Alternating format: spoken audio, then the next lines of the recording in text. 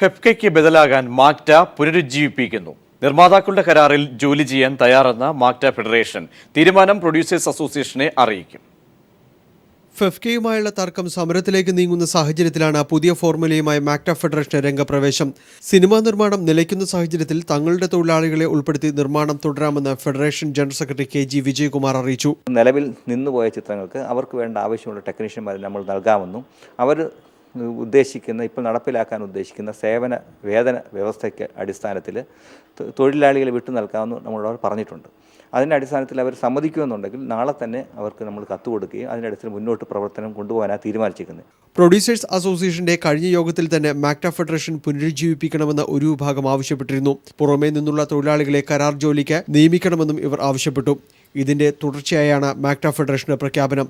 നാളെ വൈകിട്ട് കൊച്ചിയിൽ ചേരുന്ന യോഗത്തിൽ ഫെഡറേഷൻ ഈ വിഷയം സംബന്ധിച്ച് തീരുമാനമെടുത്ത് നിർമ്മാതാക്കളെ അറിയിക്കും. പിന്നീട് അതിൽ തുടർ ചർച്ച നടത്തേണ്ട ബാധ്യത നിർമ്മാതാക്കൾക്കാണ്. എന്നാൽ ഫെഫ്കയുമായി ചർച്ച നടത്താനുള്ള സാധ്യത അവസാനിച്ചിട്ടില്ലെന്ന് നിർമ്മാതാക്കളുടെ സംഘടനാ പ്രസിഡന്റ് സുരേഷ് കുമാർ തന്നെ കഴിഞ്ഞ ദിവസം വ്യക്തമാക്കിയ സാഹചര്യത്തിൽ മാക്ടയുടെ തീരുമാനം വലിയ ചലനങ്ങൾ ഉണ്ടാക്കില്ല. മുൻനിര നിർമ്മാതാക്കൾ ഫെഫ്കയ്ക്കൊപ്പമാണെങ്കിലും ഫെഫ്കയോട് വിയോജിപ്പുള്ള വലിയൊരു വിഭാഗം നിർമ്മാതാക്കളുടെ നിലപാട് ഈ വിഷയത്തിൽ നിർണായകമാകും.